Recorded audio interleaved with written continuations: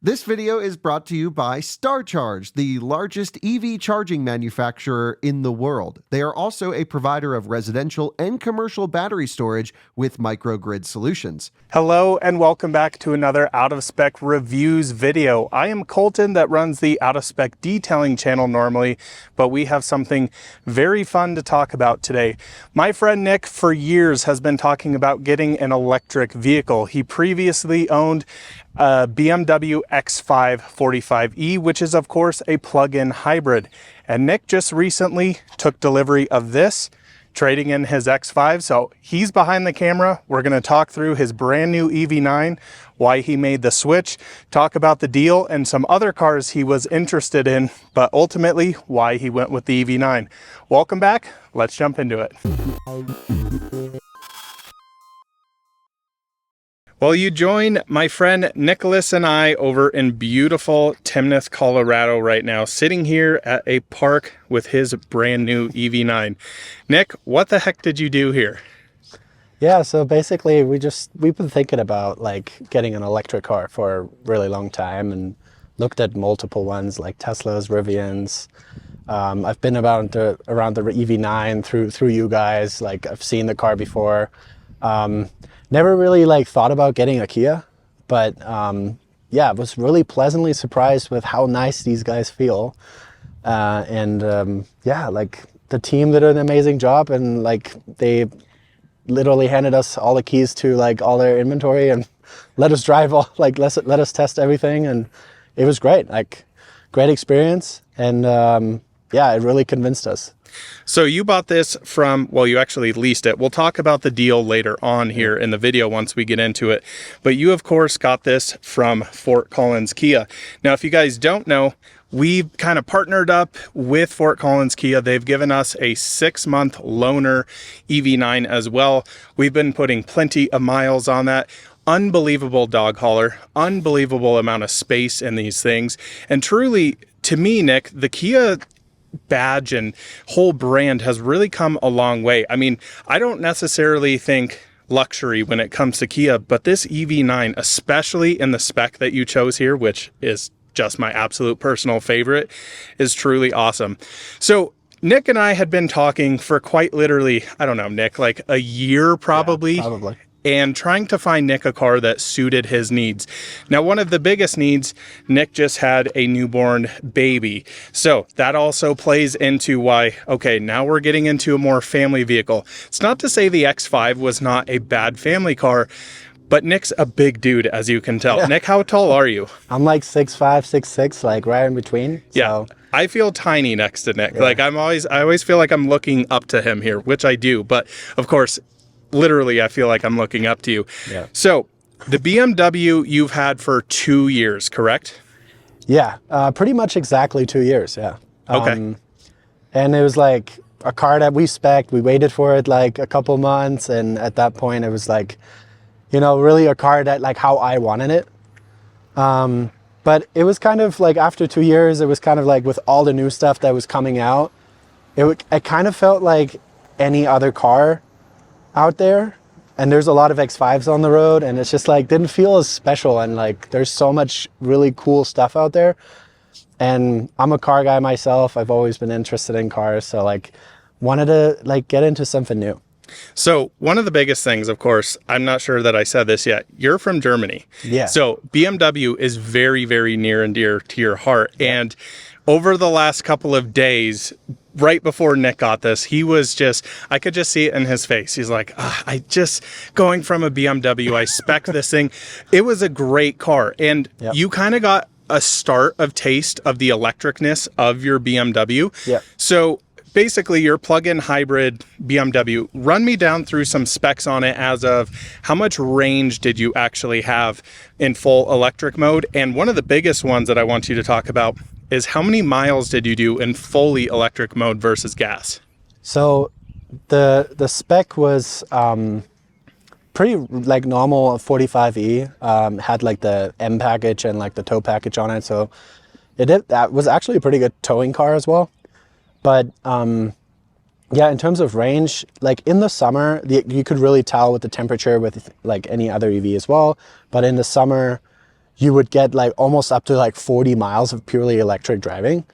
And even going down to like the Denver area or like to the airport, you would barely use any gas. Like, because if you charge down there, obviously with a plug-in hybrid, you always need a charge.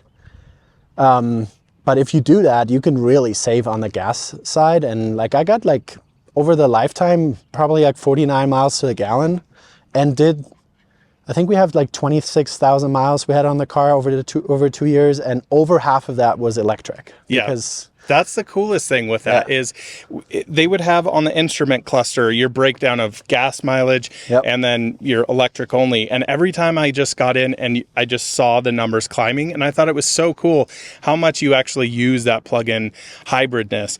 Now, one of the things that for me is, as a pure battery electric vehicle owner, is when you have plug-in hybrids go clogging up some charging stations. And I know you and I have had conversations about this, like, you have a backup, but for some people, like if you need to roll up to a level 2, you're out of juice. So I'm curious to see if your opinion changes on that after having this and wanting to be like, this BMW plug-in hybrid is now in my way of my full battery electric vehicle. So I think that'll be interesting. But Nick, let's give the viewers a little bit of a walk around here. So of course, this is the Kia EV9, but top trim. And I think this was a smart move for you to go from a very, very nice BMW to the nicest Kia EV9. Now we can break out the spec sheet. I believe the Monroney is still in the glove box somewhere in there. So we can go through everything. But first off, the color here, absolutely stunning. This is the matte ivory and it looks unbelievable. One of the only things you don't get with the matte paint, of course, is the light up signature up here. And you and I had that conversation, was like, okay, is it really cool? Is it kind of cheesy? Knowing that you literally have to subscribe to it or purchase other designs in there is kind of like, okay, really? Like, that's a note out of BMW's book for doing heated seats, that type of stuff. I really like the satin. You don't really see it when you like drive it, right? Like you only see it when you walk up to it at night. I don't know. Like it wasn't that big of a deal to me. Like, I'd rather have the matte paint that you like see during the day, and it's like kind of unique. You don't see it as much. The matte paint on this, Nick, is one of the coolest paints I've seen. It changes so much. When you picked this up yesterday from Fort Collins Kia, bright, bright silver, but now it's a little bit overcast right now. I'm seeing a lot of gold sheen to it. It gets this almost champagne color, especially in golden hour and things like that. It just looks absolutely unbelievable. It pops with the black too. Yeah, it absolutely does. Now, me as a professional detailer, of course, having all matte black here, or not matte black, gloss piano black. Oh my gosh, this would drive me nuts if I owned an EV9, but you know, you ended up leasing this. And the lease deal that Fort Collins Kia came up with this, I gotta say, was insane. So why don't we talk a little bit about the switcheroo you did? So you were paying a lot for your BMW. If you don't mind, what was your monthly payment on that? So it was like $1,314, so like $1,300 and $14. So $1,314. Sorry. Yep, you're good. You're good. But I paid like $1,400 a month, so just to make it even. And yeah, it was just getting a little bit much. I don't know. Like it was fine. Like when we bought it, we were still living in an apartment, didn't have a child yet, and like all that stuff.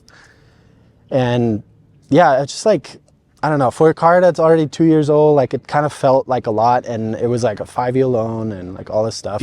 So you actually bought that car, which you actually took advantage of the federal tax credit incentives on that. So that was nice. Now, the trade-in, you started looking at different companies, and this is going to be a big story of this. Your like go-to, and Nick has been saying this quite literally for months to me, I want a Rivian, I want a Rivian, I want a Rivian. So bad.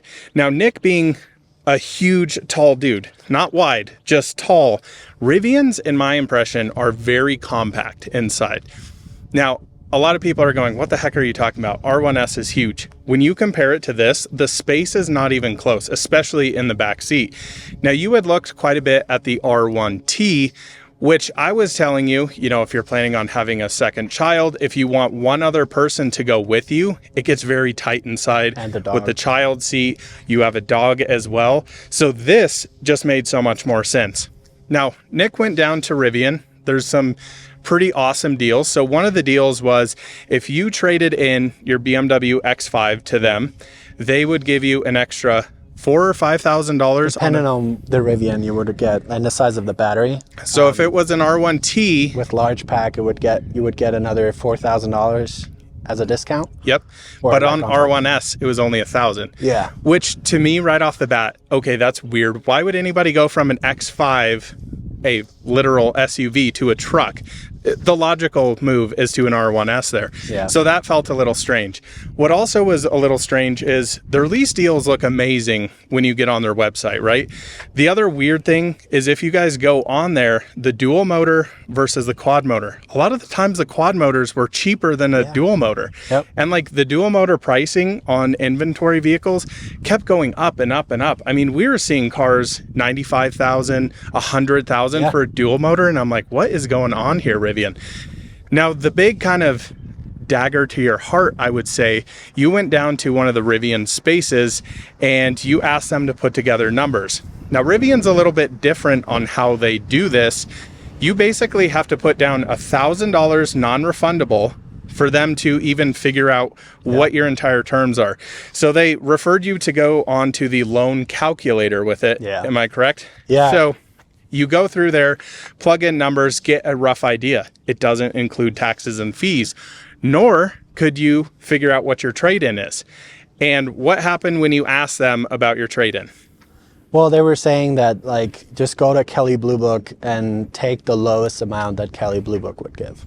So And I was like, but that's not guaranteed. Like I asked him like, I cannot get any final numbers around this deal before I give you $1,000 non-refundable deposit. Yep.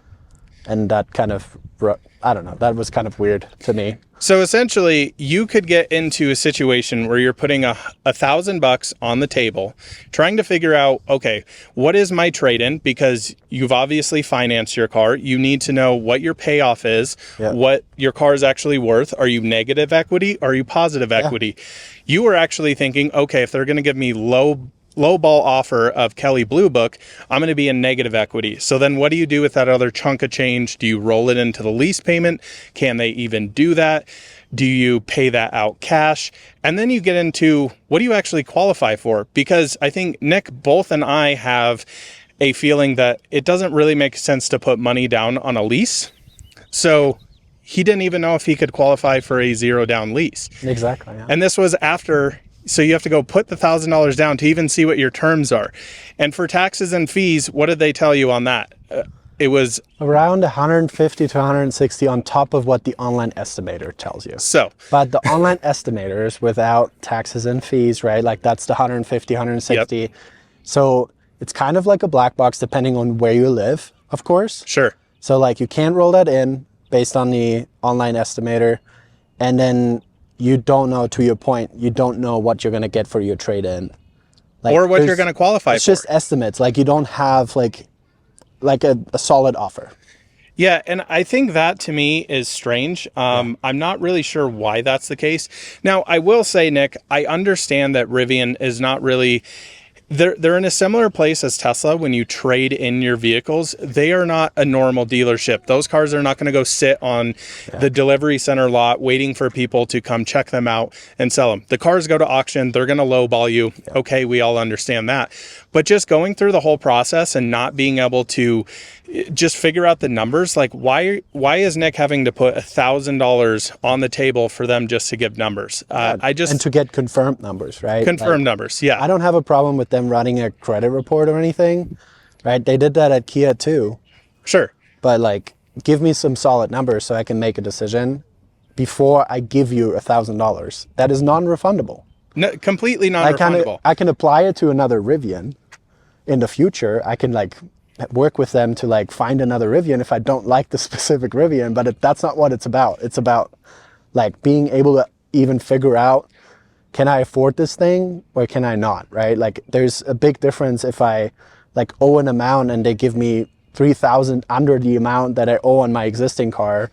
Like I obviously have to roll that into and consider if I have to pay another $3,000. Which would increase your monthly payment, or you're having to pull money out of or I have to pocket. pull cash out and stuff. Like that's, you have to plan for that. I just can't, like, you know, like, I don't want to give $1,000 away and then say like, well, it's actually turning out to be too expensive. Like, it's not worth it or whatever. There's always additional fees when buying cars, and it's never necessarily like exactly the advertised price. Yep. No matter if you're buying it from, you know, Tesla is a whole separate ball game where they do probable savings in there and gas savings and all of this stuff. So it just became a mess. You called me after that Rivian interaction and went, I'm really frustrated. They lost me as a customer because I just want to know the numbers. You're a numbers guy. Like that's your big thing. And I think that's a lot, you know, of how people buying very expensive vehicles like this EV9 should or have to be with these cars, because the incentives are all over the place for these. Yeah. And so it came down to Nick kind of threw his hands up and said, you know what, I am going to keep my X5. I just want a Rivian. I'm done with it. And then a week later came by and he's like, I need something. I'm tired of the X5. I'm tired of the huge car payment. What would you recommend? And I said, honestly, our loaner EV9 we've had has the most amount of space. It's an unbelievable electric vehicle. Why don't you go talk to Fort Collins Kia and see what they're offering? Now, one of the big ones was a wind. Was it wind or land? Gosh, Land. We looked at land. It was a land. And then this one, yeah. So the land deal was pretty crazy for a lease. Yeah. It was $399 a month with $3,000 down. Was that for 3 years or 2 years? I think it was also 2 years. It was 2 years. So Nick leased this for 2 years. Yeah. Now, when you went onto the configurator, again, this is going back to configurators. Nick puts in an EV9 to see what the lease terms are going to be, and it was like over $1,000 a month. And this was on, you know, Kia's website. You can go to any dealership.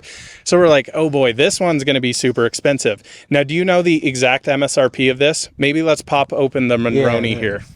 GT-Line, I think we're around 78,000. Let me check. I want to say this one was 76 because you do not have the rear expandable captain's chairs. 76, you were right. So 76, 730 was the spec on here. So let's just quickly look through this. So the matte ivory paint here, $995. You get carpeted floor mats, very cool, and $115. So there's not many options on Kias other than like the colors. Now the GT line gets the same interior color. Well, actually there's 3 of them, but you have my absolute favorite here. So let's pop this open quickly and just look in here. Yeah, this is just the business, Nick. This really, honestly, to me, feels just as nice as your X5 in quite a few areas. Definitely makes the transition a lot easier. Like, I would have thought, like, looking at Kias like a few years back, a lot more plastic. Like, they definitely improved on some of the materials they use in the car. The seats feel phenomenal. Like, I can't say anything so far. Like, we took a longer trip yesterday, and it's absolutely fine. It has all the options that like my X5 had, basically. Of course, there's a few things here and there. Maybe like X5 had air suspension, so it does feel a little bit different, you know, like from the suspension, like suspension wise, it feels a little bit different, but like you have everything in here, like heated and cooled front seats and back seats. So like it's, yeah, this is a content heavy vehicle. And honestly, even all of the real trims on the EV9 they're distinct for sure. This one I think absolutely looks the best with kind of the body kit on it. But even, you know, you go down to the land or the wind, like they're very highly optioned vehicles and even features you didn't have in your X5. So it was a natural transition. Now let's get down to the bare bones of your actual deal on this particular car. So you went in to trade in your X5. You were expecting to be negative equity on it. Absolutely. You ended up out the door. We don't need to just say exactly what it was, but you ended up with about $2,000 in equity on your car, which you would have probably been about what, 5,000 to 6,000 going through Rivian, Kelly Blue Book area, or maybe a little less than that. In negative equity, yeah. In negative equity, yeah. So like I would have had to pay on top of that, and here I walked out with like positive equity. So positive equity on that. And then let's talk about the lease deal, because honestly, we went in there. I wanted Nick to drive an EV9. I had him drive the land first. and then go to the GT and see if he could see a difference. He was like, no, I got to drive the top one first. And I said, let's go lower and then get up there and see if you can tell a difference. Now, interior wise, it didn't feel all that different. You did drive a brown one, which I think we both agree is not the color option to have on an EV9. No. If you chose that one and you love it, great. I think that's cool. But you drove them back to back. You asked for numbers, and I think both of us were like, are you kidding me? Yeah, at first I was like, he just brought out a sheet and it said like internal only on it and stuff. I was like, is this like are these confirmed numbers? And he was like, yeah. And I was like, okay, well, this is attractive. Yeah, first, very right? attractive. Like they had numbers on there with like 0 down, 2,000 down, or like 1,000 down and 2,000 down. And then the first price was like they rolled into $2,000 of positive equity from my trade-in. And then I asked him like, hey, can I like get a check for that or apply that to like my your taxes and fees, right? Taxes and fees, right? Like the payment that's due at signing. And they were like, yeah, sure, we can work that out. And in the end, like I walked out with not paying a penny and even getting money back. So I'll probably get like, I don't know, walk out with $500 in cash. Yep. And have a $769 monthly payment. So you compared literally to almost $1,400. halved your car payment. Yeah. Literally in half. Now, yes, you are leasing this, but in the world of EVs, Nick, I don't know. I'm not going to give everybody financial advice, but I'm just going to tell you from my personal experience. We purchased a Volkswagen ID4. I'm a little bit regretting that right now because the value of the car is half. So I am like negative 15 to 20 grand in equity on this car. That's not including the tax credit that I did take advantage of on it. Now, even with the lease deals, Fort Collins Kia, and I think a lot of Kia dealerships around the country right now, Nick, are giving tons of incentives. Am I right in saying that you basically got your MSRP out the door? I shouldn't say MSRP, but your selling price of the vehicle was around 60,000. Yeah, it was like just under 60 and the list price was 76. So they reduced it by like $16,000. Like that included like all the Kia rebates and the tax rebates that they collect for you, essentially, right? So those rebates are $7,500 federal, which is a tax loophole for EVs.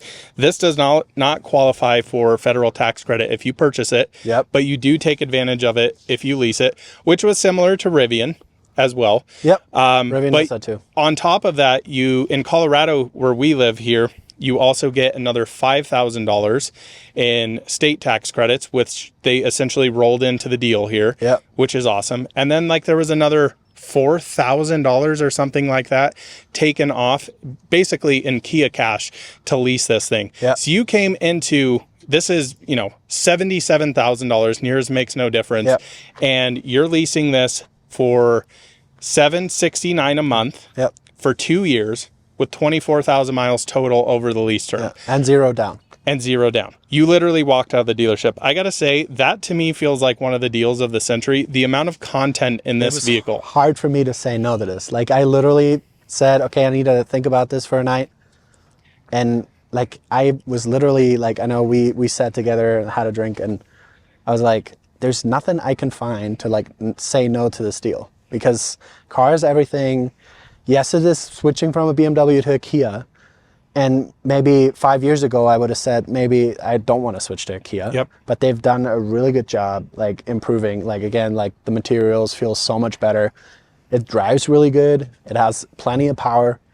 And it's, I don't know, like it's for 2 years. I was like, I'm leasing this for 2 years. If I really don't like it after 2 years, that's like fine. I'm not going to get a Kia again. But like, I think you're going to like this because shot. I've spent time in literally our base model EV9 and I just come out of driving it like it's just the perfect car if you're hauling people and family. Like your X5, you guys made it work and you always gave me, I said, you know, okay, so you're looking at an R1T. It's space-wise inside a little bit smaller than your X5 for sure. You have the new baby. You have a dog as well. Then you can't fit anybody else. Now, I think what may have sold Nick on this is we took our EV9 with you and your wife, me and my wife, and the baby in the EV9, went out to dinner, did all of that stuff, and we fit no problem. The back seat in this thing is unbelievable. So I want you to sit in the driver's seat, Nick. Yeah. Get your seat position, or it probably already is in your normal driver's seat position here. Yes. The amount of plastic I found in this car. That's one thing. Alyssa would love to be here. I know your wife Caitlin loves to pull this stuff off. And pulled like 3 today. So it's insane how much plastic come on here. Which is funny because it's like you would think, okay, we're being very green, getting into an EV, but they put plastic everywhere on this. Put it in the recycle. So yeah, exactly. There you go. There you go. So I think, Nick, one of the best features of this car is genuinely just the space. So you're in your driver's position here, unless you're in the car. Seat just moved out of the way so I can get in more comfortable. So let's see how Nick fits in here. Now, one of the complaints both you and I have, steering wheel doesn't come out far enough. Yeah, I wish this would come out like maybe an inch or 2 more. Totally agree. But this is like maxed out. And if I move the seat closer, the angle for my legs is just like weird. It gets like more uncomfortable. Sure. And I start hitting like the gear shifter. The gear selector is also one of my least favorite things about this. Low. Now, there's a lot of controversy on this. A lot of people like having an EV that has a start-stop button. I am not. The only thing that bothers me about it is like when you stop the car, even with my BMW, I could just like put it in park, open the door, and the car would be off. Yeah. Here, I have to push this button so the car's off. Otherwise, it stays on. And you can't hear it once you get out of the car either, because it's absolutely silent, of course. So that's a little I mean, that would be probably a software update. I don't know. To me, it's like when you put that thing in park, undo your seatbelt, open the door, get out, it should just automatically shut off. Yeah. But have a backup option for those folks who want to use that. So have it be a setting or something. Exactly. I think that's a little Maybe strange. it is a setting. There's a million settings in this car. So it's literally a million settings. They also said, this was one of the craziest things at the dealership, that they will send a Kia expert to your house, spend an hour and a half with you, and go through every single setting. This is free of charge. Even on a lease, it doesn't matter if you buy or lease. They'll come to your house, spend all the time going through every menu with you. That is some pretty awesome customer service, I have to say. They literally fly them out, he said. Yeah, which is okay. That's wild. You've also got these, I don't even know what you call these, but your back knee rests here, which you and I neither use. Like you'd kind of have to tilt the seat like that, I guess. And then you can like move this out. Very slow. Yeah, it's very slow, and it only goes out like to about here. I mean, I feel like this So, is if you're what do you do with that? full lounging. Yeah, your legs aren't even touching it. Like maybe if you're like put it all the way back. when you disappear into the second row, that becomes very, very useful. Okay, that's strange. So go back in, which you are doing now, into your driving position. I want you to hop out and get into the back seat, Nick, because this back seat is just genuinely the most roomy thing ever. That was impossible, or not comfortably possible in the X5. And you've even got the seat raked up here. Like I can tell you're sitting much more forward. So that's all the way back. Now, one option your GT line does not have here is the power rear seats. And we've tested them out before. They're way too slow. If you've got a bunch of little rugrats running around here, they're trying to get into the rear third row there. Yeah, this is like so fast. Like, boom, they're in. It's awesome. Now, what's really crazy is when we went with our wives out to dinner one night, my wife and I believe Caitlin sat in the back, maybe one in the front. We had 3 adults sitting row to row. Like there's so much space in here. The R1S, to me, Nick, we did a video on out of spec reviews a long time ago, actually with my my family's. They have 3 kids. They bought an R1S. The amount of space putting a car seat where Nick has his over here, the front seat was so far shoved forward, it was unbelievably uncomfortable in the front passenger seat. And you kind of run into that situation with your X5. Yeah, I could not sit, like literally when I had a drink at dinner and I couldn't drive home, my wife had to drive home, I could not sit in the front because the passenger seat was so far forward because of this infant car seat base that I could not put the seat far enough back. So like I would have to sit in the back seat like let my wife drive me around the back seat. Yeah. So now you So, can easily sit It's not the worst. in but- the front driver's seat. Yeah. Honestly, the back seat in the EV9 is just unbelievable. Like, I would just want to be chauffeured around in this. Like, anytime we go out in the out of spec EV9, I'm just like, Kyle, you drive. I want to sit in the back because there's just so much room back there. So it's just awesome. Yeah. We also have rear shades back here. I mean, this is stuff that Comes you in see. super handy with like a newborn. Exactly. Like, we have them up over here. I didn't have that option in the X5. To be fair, that was an option, but Sure. And that's the thing is, like, when you get into BMWs, Porsches, Audi, you almost expensive really somewhat fast. feel a little nickel and dimed. I definitely feel this with Porsche of like, you literally have to option a rear camera on a Taycan or something similar. Whereas this, you get every bell and whistle. There's no adding on, you know, I want adaptive driver. I just want regular cruise control. It just comes fully loaded with content. So this has been awesome for your family so far. yeah. Now, of course, I mean, we've had it a few days. back here, It's been absolutely great. I mean, this is just space for days, right? It's just like, I mean, we don't have this in any system. Like, I literally just threw them in earlier. yeah. And even in the X5, like, your entire trunk would have been filled up with that. And you still have space back here. Yeah. And that's the... I literally changed my son, like, with Right the there. stroller in there, right? Yeah, that's awesome. Earlier. So, like, I still have room. One thing I know you were a little disappointed this didn't have, that your X5 had and the R1S had, is basically like a flip down clamshell thing. bench here, which is really nice. But you're a big skier as well, Nick, and that was one of your concerns going with an EV9. Will I have enough range to make it up to, say, Vale back to Timnath? Yep. Now, one of the things you and I were talking about over dinner last night is you're like, with the captain's chair option here, you can just fit your skis right through here, fit 4 people, no problem. In your X5, it was 3 people, am I right? Well, yeah, I mean, like, I always put the seats down. You had a ski, like, you could put like the middle seat down. Sure. You could do that, but it was not as wide as this.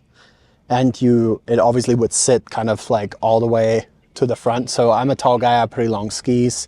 So they would like go all the way to the front center console. Sure. Right. And here, like, I could like kind of load them like down to the floor because there's like, there's nothing in between the seats. Right. So that's actually pretty handy. I'm like kind of excited to see how that works. I think that'll be awesome for sure. And it's really interesting to me how Kia's packaged this. In a GT line, you cannot spec this as a 7-passenger. Only a 6-passenger in this trim, but you can get a 7-passenger in the lower trims, which I saw was a complaint. Now, personally, my experience with, I have 3 golden retrievers now. They each, one of them sits in a captain's chair and then one lays in the 3rd row, and then you still have trunk space. It is literally awesome. The trunk space is like plenty big for like, if you have one dog, not everybody has 3 Goldens. Yeah. But we have one dog and plenty of space for our dog. And it's, I mean, even like things like this, right? Like you have this like metal on the back here. Like you don't see that on a lot of like premium cars. Yeah, I mean, like your BMW would have some stuff like that, or an Audi Q7. I'm thinking comparable size but like to this. you don't think about this stuff with a Kia, right? Like that's what I mean with like the materials. Like this, simply buttons that you touch like every day. They feel very They feel nice. Very nice. They did a very good job of like just kind of selecting the right materials for the areas that you touch. Surely there are some areas where there's more hard plastic and stuff. Sure. The headliner feels like it's this kind of weird microfiber. Yeah, I don't like the headliner in these. Still dark headliner, but it's still like, it still feels super premium in there. And that really got me. When I drove it, it did not feel like I'm downgrading at all from the BMW. There's a Kia badge on there, but like Kyle told me, I just need to get over it. Yeah, and I was telling you that too, to be fair. It's like, I understand, you're German, born and raised in Germany. You have this passion for, I mean, you own, your first car was a BMW. Car was a BMW. So there's a little bit of that nostalgia. And then once you just realize, the funny thing is, Nick, your BMW was almost exactly the same MSRP of this EV9. Yep. Yours was what, 78,000 for your plug-in hybrid?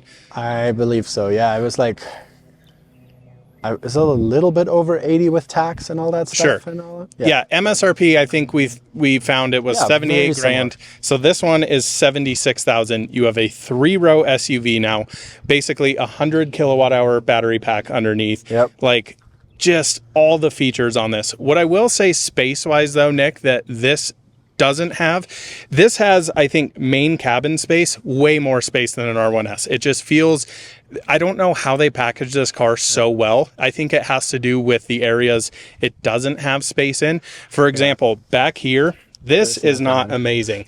R1S, you have a huge space back here, especially, your seat may be in the way there. You don't have a ton of room. I mean, you have tire inflators back here. I threw some stuff there, yeah. That'll work great for you for sure, but it's not huge, so you can't just dump a bunch of stuff in there like you can in R1S. The other thing that's not huge compared to R1S, front trunk. Yeah. Let's quickly show the viewers that, because this is miserable, would I say. Like, I'm surprised they even put it. I'm glad they put it in here. Yeah, put the charging cable there. Yeah. It was funny when I first went to drive an EV9, the salesperson was like, oh, you can fit a phone in here. I'm like, why does that matter? Like, okay, yes, it's space. It's just not the biggest thing ever. Now, a lot of people don't really use their front trunks. I think one of the redeeming factors with this front trunk is they have it directly on the key on the button to quickly pop it open as you're still literally pulling plastic off of this thing. So space-wise, inside, amazing. But external storage, I would say slightly lacking. But I personally would rather have the amount of room in here than in the front trunk. That's just my personal opinion. Obviously, viewers are going to have other thoughts on that. Now, differences between the Land that you drove and this. We both felt this one felt a little bit more sporty, I would say. Yep. It might have been the wheels. So like the Land comes on 20s, this one comes on 21s. And this is running a 21-inch wheel with a 285/45/21, and that is a square setup all the way around, which is actually, Nick, quite a large tire. I'm surprised that they went this big on here.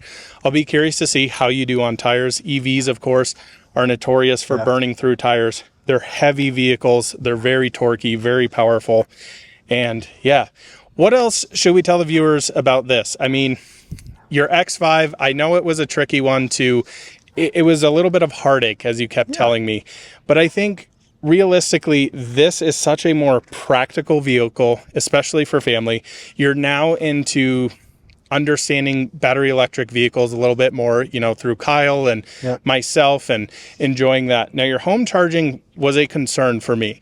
You have a little bit of a weird setup, and I don't know why this is. This is coming to be an issue, I feel like, on a lot of new homes. So both Nick and I, we're actually neighbors. We literally live, a football field away from each other. Quite funny. But we have 200 amp service at our house.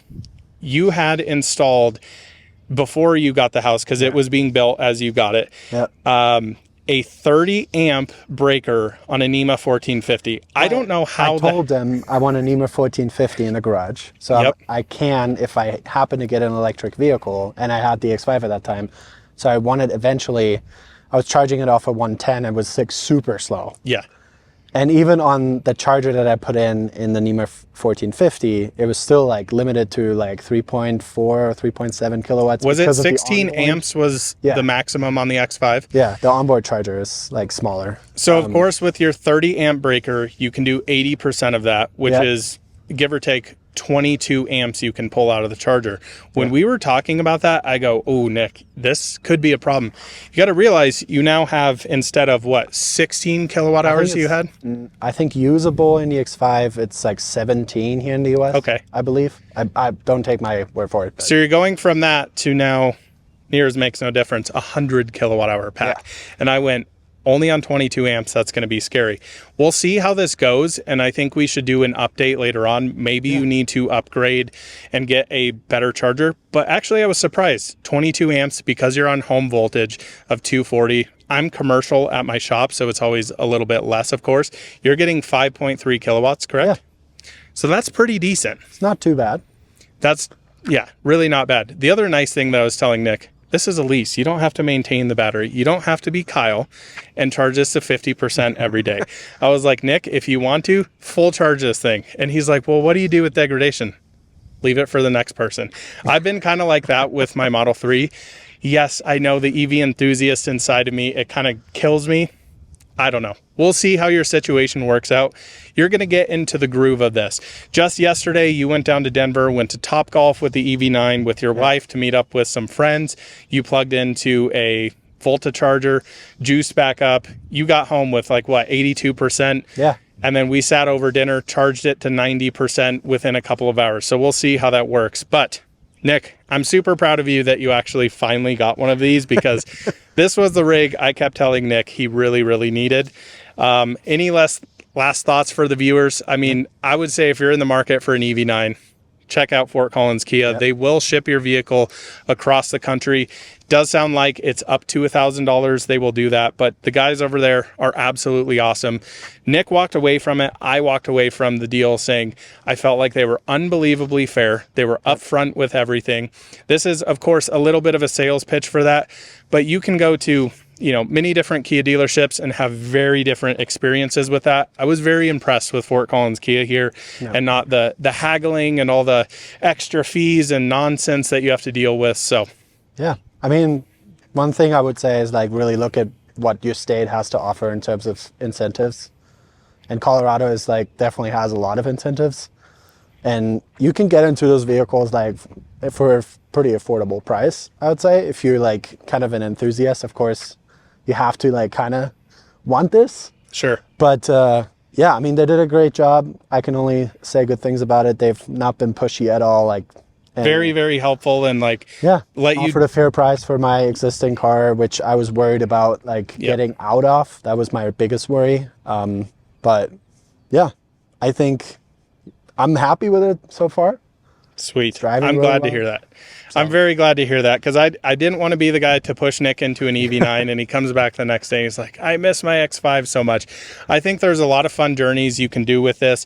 Of course, now you have to deal with Electrify America, which you've heard Kyle and I complain about forever. Yep. We'll see how that goes. You know, definitely I did sign up for it.